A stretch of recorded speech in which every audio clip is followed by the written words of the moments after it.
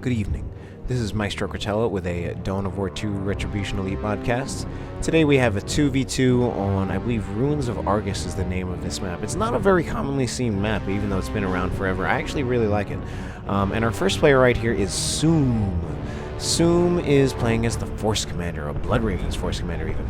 The Force Commander is a tanky melee hero. He can punch vehicles, disrupt with Battlecry, support with Battlecry, support with a Sacred Standard, teleport with a Teleporter pack.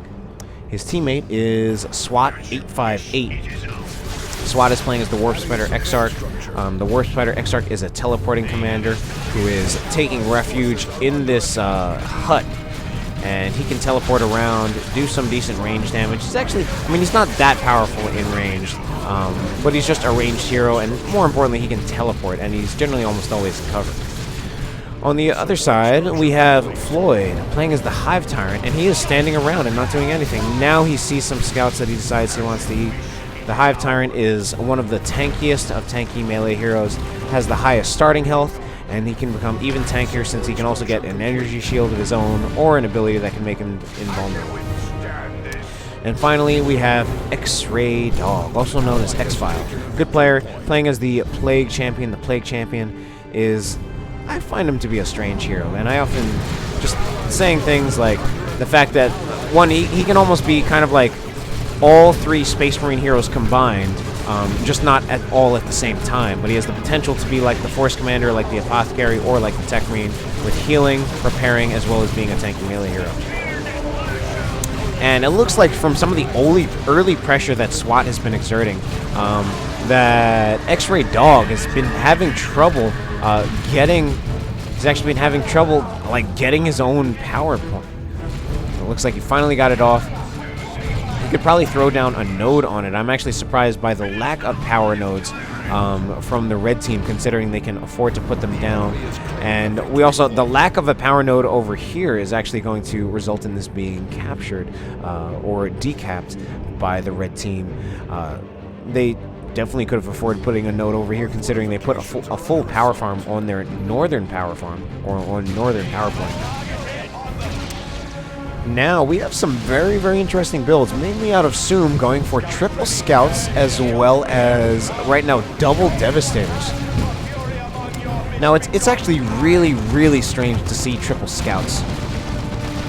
There are definitely times when I've seen triple scouts against Tyranids, and more specifically against Tyranids in a 1v1.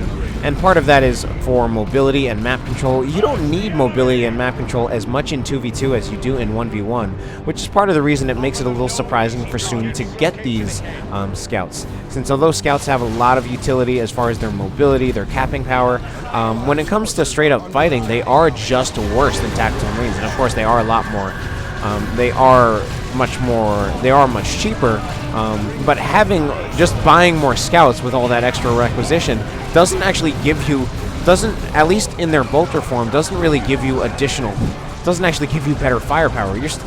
Two scouts actually still has about as much damage as a single tac squad, and I think even slightly less.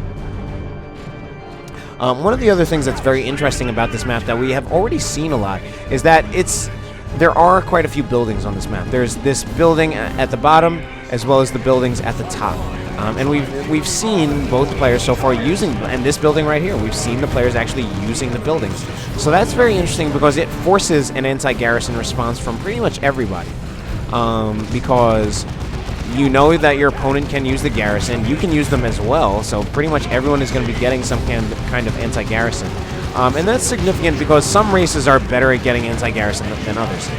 Of course, Space Marines at this point, ever since the Sergeant became a permanent member instead of a killable squad leader, Space Marines have had a very easy time of getting anti-garrison, since you can just get a Scout Sergeant. Since you already sometimes want that for detection, it's just very nice. Of course, Dire Avengers make anti-garrison very, very easy for Eldar as well. And it's actually these races, the red team races right here, where the anti-garrison is a little bit trickier. And it's certainly not bad by any means. We already see some double Spore Mines coming out of Floid, as well as he's got a Barb Strangler Warrior Brood, which are generally less versatile purchases, less versatile anti-garrison purchases, and generally come as more of a sacrifice. but still potentially useful. Meanwhile, X-Ray Dog, he's gotten Blight Grenades on his Plague Champion, and he's also apparently took out a Dire Avenger squad, so good for him. Those Blight Grenades are just aura grenades, so they are anti-garrison, and he has gotten a Noise Marine purchase. Now, there's nothing wrong with any of these things. I would say just that the anti-garrison possibilities out of the blue team are going to be better than for the red team, but it just forces players and pretty much all of the players into relatively specific purchases. Now, X-Ray Dog is saying a lot of snipers. I'm actually not sure what he's talking about, but I think we can reasonably expect Soom to get multiple sniper scouts.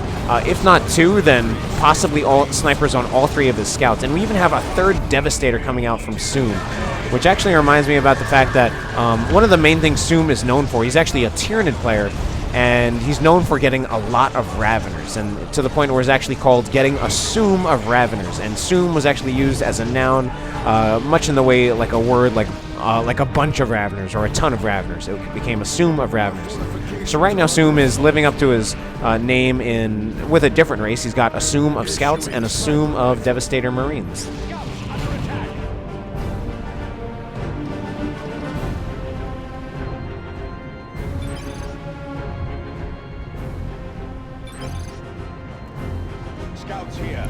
But, I mean, I guess one of the things...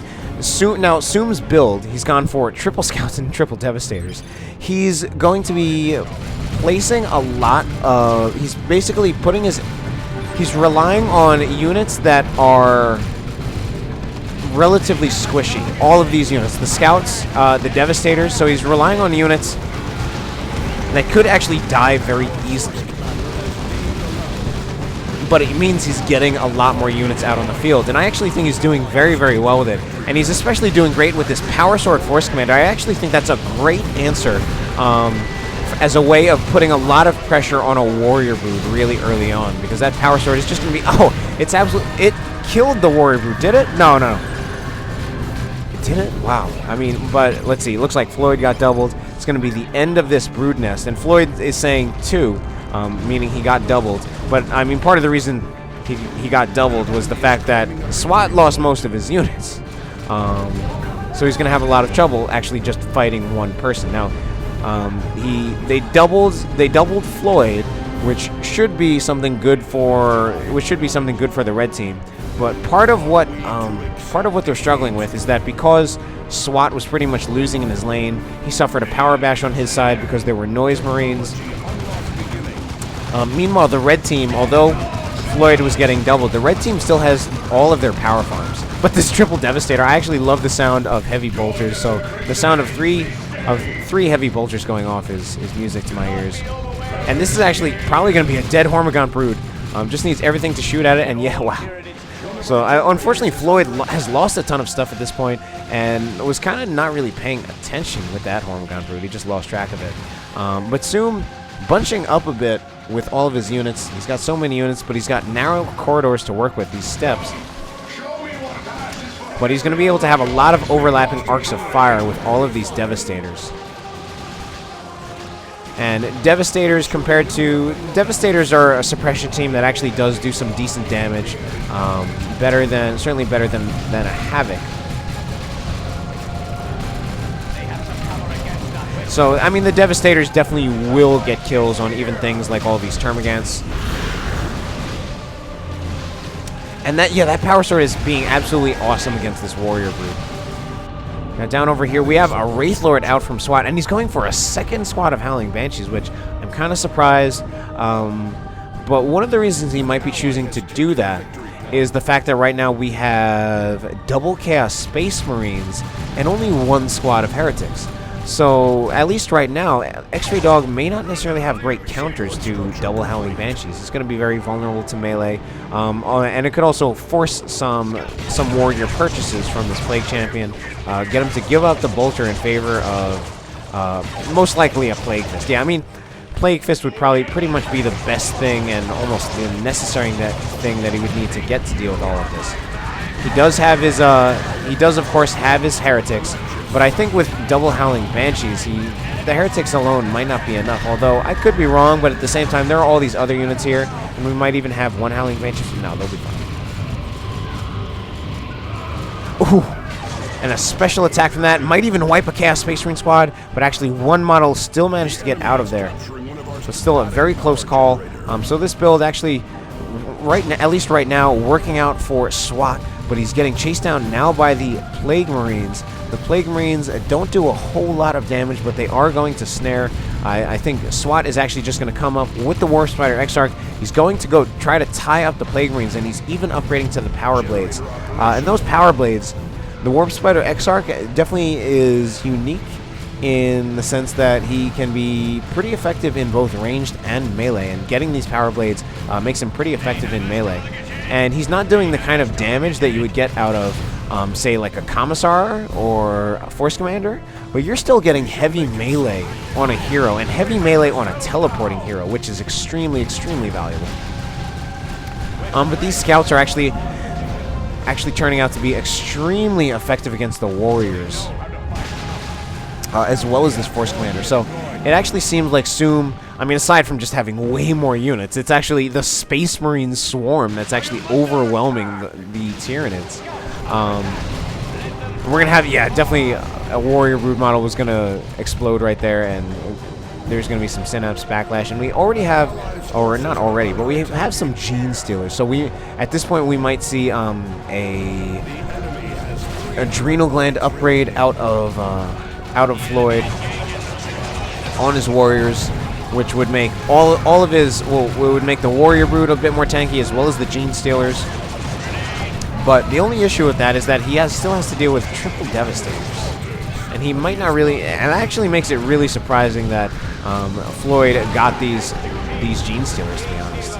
Considering triple Devastators, I feel like Floyd or Soom should be able to hold back most of this melee. The main thing he actually has to worry about is this Hive Tyrant, but the Hive Tyrant hasn't been upgraded with anything like the Bonded Exoskeleton or the Extended Carapace to make him very effective at dealing with Devastator or just weapons teams in general. Now, these Devastators, 2 of the Devastators are actually at level 2, so just to give you a sense that they actually are killing things, not just suppressing. They're actually killing probably mainly Termagant models, but actually leveling out of it because they must have gotten a lot of kills. And we do see a lot of garrison usage out of these players. And it looks like one of those Howling Banshee squads came very close to dying. Only one model was left. And ooh, we might even have... is that Warrior Brood model going to go down? Oh, I think not. Force Commander still with that Power Sword. And that Power Sword, again, the Power Sword, you don't see it as commonly because it doesn't scale as well as... It kind of doesn't scale. I mean, it's certainly not going to be bad even if you just keep it into Tier 2 and Tier 3. But generally, the Power Fist and the Thunder Hammer are just a lot better in the long run. But I think it actually was a really great choice for actually really putting a lot of pressure on that Warrior Brood, because it was just going to do so much more damage against the Warrior Brood, in addition to buffing the Space Marine army as well, even more than usual as well.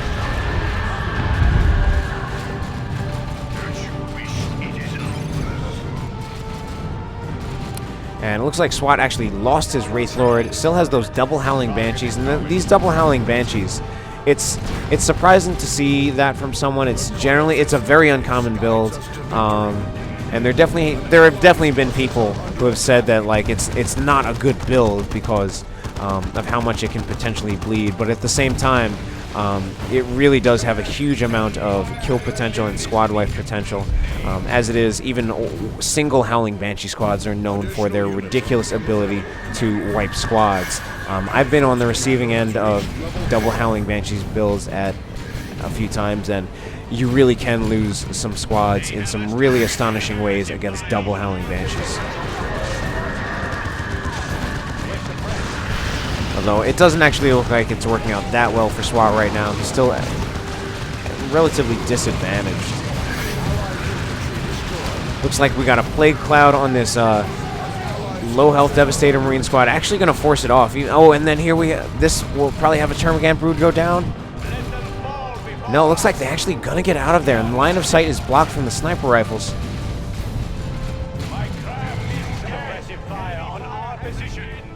But Soom is already in Tier 3. In fact, both of the blue team players in Tier 3, but Soom riding to tier 3 on only tier 1 units, and in fact, I don't think he even got any... Well, he got the... No, he didn't even get any tier 2 units. He didn't get any tier 2 units or tier 2 upgrades, though. He rode a tier 1 build all the way to tier... He rode a tier 1 build all the way to tier 3. And it's working out pretty well for him. And I guess one of the things that works, actually, is that when he's against Tyranids have no vehicle. A vehicle would be one of the things that would be... that snipers would not be effective at all against. And of course, Tyranids have that Tyrant card, but the snipers actually do full damage to a Tyrant card. Press on to victory, Space Marines. Heavy bolter turret up from X-Ray Dog. That Plague Marine turret has a huge arc of fire. Still a potential flank that can happen from here, but it has a huge arc of fire. It does not suppress terribly fast, but it has a huge arc of fire.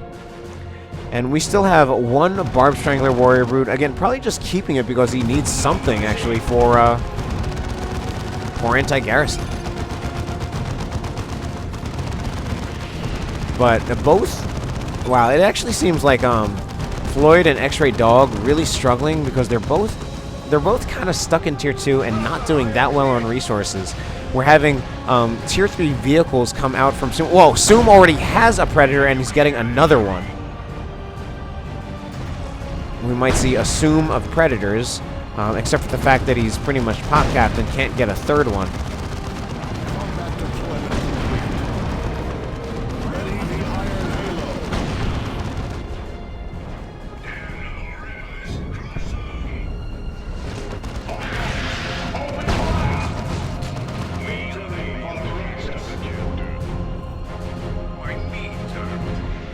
We have a new upgrade on the Force Commander, and he even gets he gets an Iron Halo, which is something he could have gotten in tier 1. Soom with everything from tier 1 except for these multiple Predators. And so far, Soom has also only purchased 3 different units: Scouts, Devastators, and Predators. Not a single Assault Space Marine, not a single Tactical Marine. It's quite astonishing. And now we have a Fire Prism getting chased down by some Plague Marines, but the Plague Marines are also getting disrupted. Target acknowledged.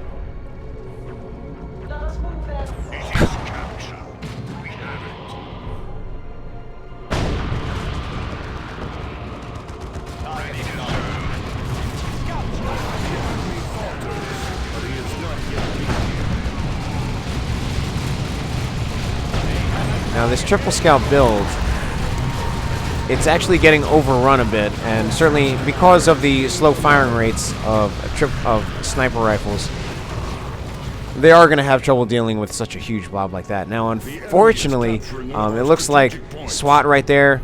So one player revived the other, but the end result was both of the players dying, so that did not work out well for the blue team. The blue team in general has looked stronger.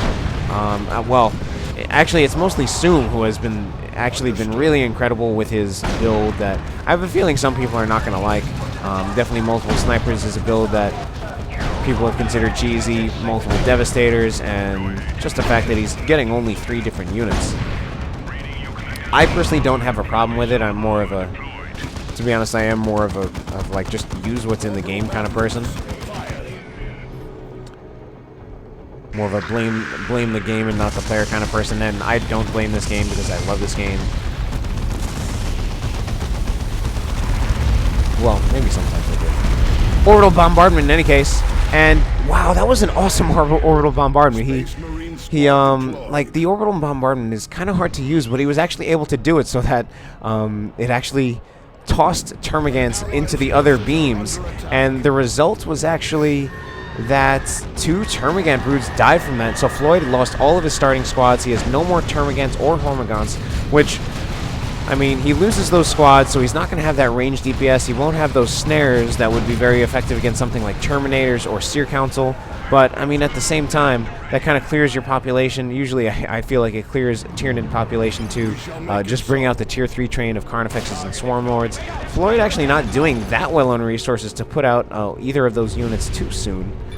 Mainly waiting on Requisition, but he does have a 320 requisition income from losing all those units, while X-Ray Dog has only 176 from the massive upkeep of having double Chaos Space Marines, Noise Marines, as well as Plague Marines. This build is probably going to keep X-Ray Dog in Tier 2 for the rest of the game, especially with how much he's going to be bleeding. Loses a Chaos Space Marine right there from that grenade.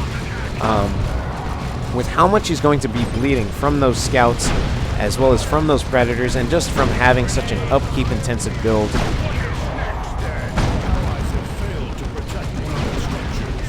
Unfortunately, Chaos is definitely a race that struggles a bit economically. They have, especially upkeep is something that is a big challenge for Chaos Space Marines. And one of the ways you manage that is actually, you actually can't afford to get too many power armor units.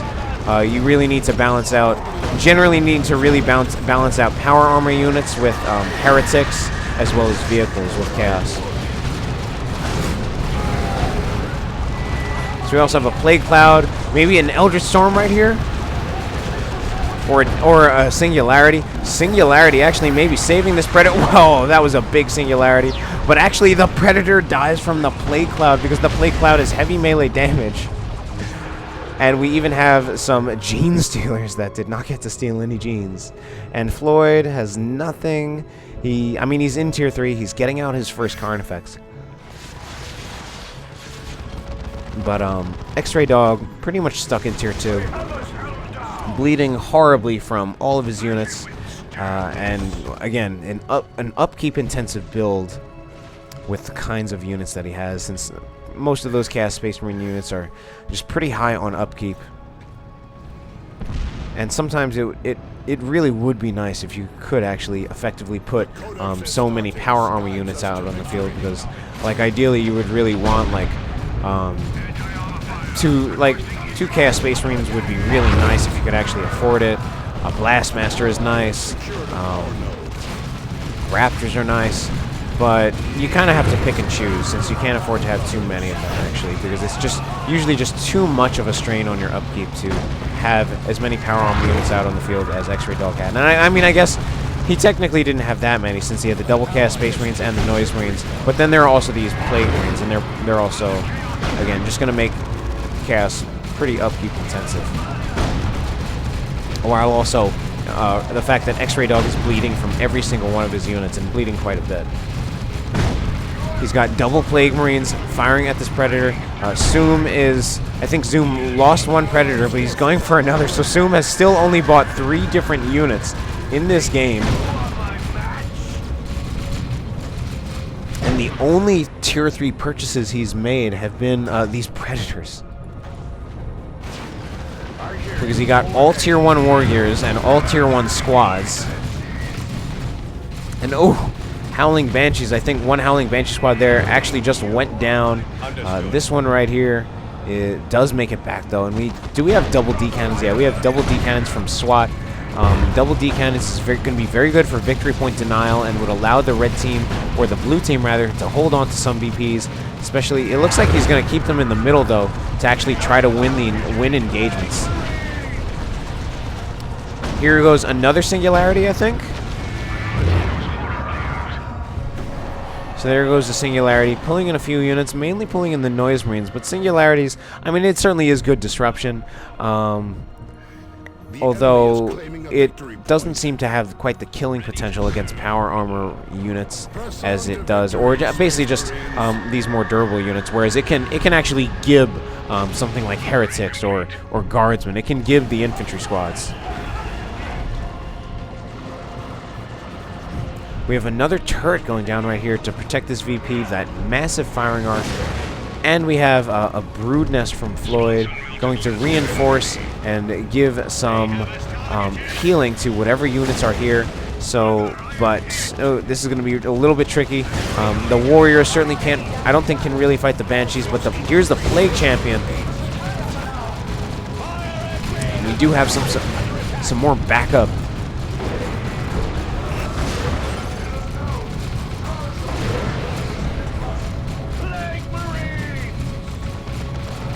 And the Carnifex is chasing after the Force Commander, who is still rocking this Power Sword. He is level 8 with all tier 1 war gears, a power sword. Very, very incredible. And I guess part of what Soom was doing was also going for those cheap tier 1 units and also investing in upgrades, saving some of the resources he would have spent on like a tac squad or an ASM squad to actually use on upgrades for his force commander.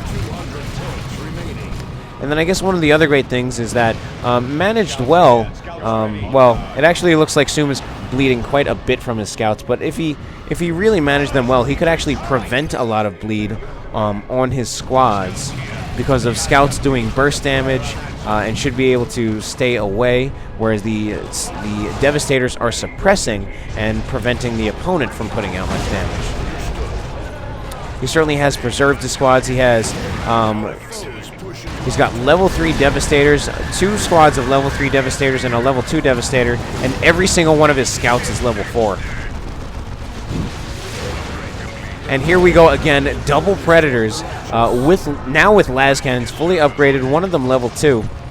An ally's forces are under attack. So it actually feels like Soom is the one with the army. He's got a massive army of support weapons, pretty much all support weapons, snipers and Devastators and suppression teams, and those tanks. And oh, this Carnifex is actually in a terrible position. I think the Carnifex needs to charge out of there because it's going to be taking way too much damage. It's going to... Oh no, this is probably a dead Carnifex. Starts to charge out of there, but I think maybe too little, too late. Oh no, it's going to get back out. It's going to get out of there, which is actually pretty lucky. Oh, and wow, a Predator actually goes down for Soom, but he'll probably just buy another one. We have... So we had an orbital bombardment and followed up by an Eldritch Storm, but the orbital bombardment pretty much knocked all units out of the Eldritch Storm. So not such good coordination, and I'm kind of surprised. Oh, it looks like we're finally going to have Soom finally loses a squad. A Devastator goes down to that Hive Tyrant, and I mean it was also a level 2 or level 3 Devastator. Kind of sad to finally see that go.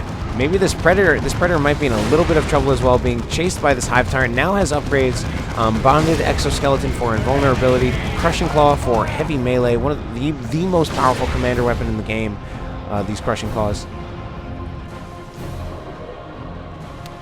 Plague Champion, not quite as exceptional as this Force Commander, who's level 8. Hive Tyrant surprisingly only at level 2, and we have a level 6 Warp Spider Exarch. Has both the Power Blades and the Phase Armor. We've seen Phase Shift once, but not a whole lot was actually done with it. The Phase Armor, we're seeing it right here. You can basically just... It's basically a stun or a snare. The only thing is that when you use this stun or snare or whatever you actually want to call it, you actually can't do any damage since all the units actually become invulnerable. But people like to time it with the Eldritch Storm. You can actually guarantee an Eldritch Storm with a combination of Phase Shift and the Eldritch Storm. Predator now in a really bad position, and Soom, he's got his Predator still taking hits from these warriors, but the warriors are actually being attacked by all these by the Force Commander, and now by the Howling Banshees. This is going to be it for the Warrior Brood, and there goes a Warrior Brood. Floid, oh my god, Floid still has like nothing in terms of squads, but this Predator is in a bad position, and now Soom is actually relatively low on units and finally does lose that Predator. Lose all of his Predators, as well as finally being relatively low on squads. He loses a Scout too, so wow, it's all falling apart for Soom, and now it's actually Swat with most of the units, and mostly support weapons.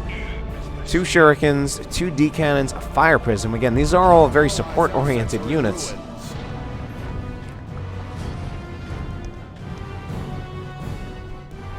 Meanwhile, the Force Commander has finally switched weapons, and he actually got the Power Fist, which is certainly not a bad idea at all, especially not with a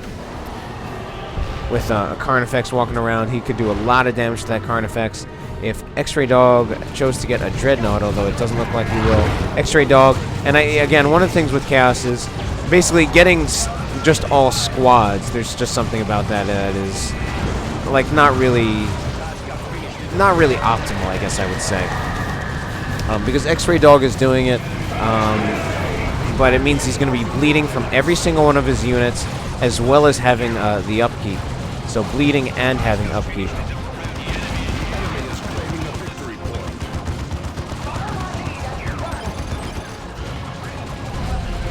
One of our initiates has fallen.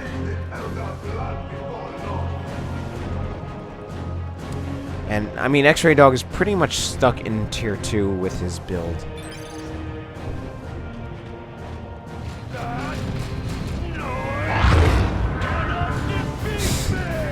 And there goes Diomedes. Level 10 Diomedes. Managed to revive the Warp Spider Exarch.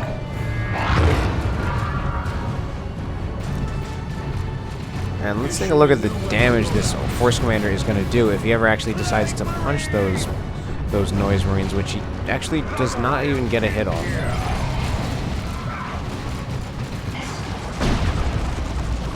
But we have yet another Predator out of Soom. I believe this is his 4th Predator. He still has not built anything. He still has not built, he still has only built 3 different units. The Scouts, the Devastators, and the Predator. Devastator's level 4.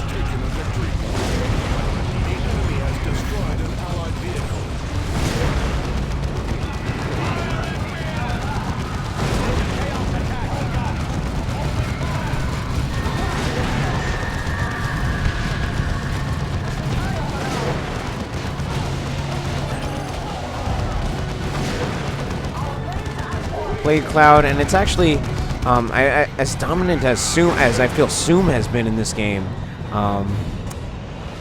It's definitely an advantage for the red team, a double cap for them, and I feel like they were winning for a lot of the game, a lot based on Soom's dominance. Unfortunately, Soom has lost pretty much everything at this point. He had leveled all of his squads, kept them alive for so long, but again, these Devastators as well as the Scouts really are relatively squishy.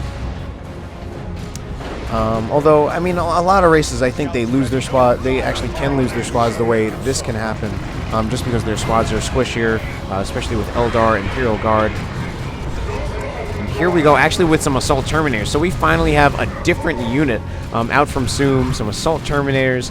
I think this is actually not the greatest situation for them, being called in right in against Chaos Heretics as well as Khorne Chaos Space Marines. The Khorne Chaos Space Marines actually probably going to do some pretty significant damage. Where are those Khorne Chaos Space Marines? I can't even see them. They're actually going for the Force Commander, which may not actually be the right choice. But those Khorne Chaos Space Marines can do a ton of damage to Terminators. But it actually looks like this game is actually going to end. Finally goes in favor of the red team, quite miraculously, with Floid really seeming like he never had more than 4 units after he lost his original Tier 1. And then X-Ray Dog never getting to Tier 3 because he went for that extremely bleed-heavy and upkeep-intensive build. But they still pull it out in the end. Hope you enjoyed the cast. Have a good night.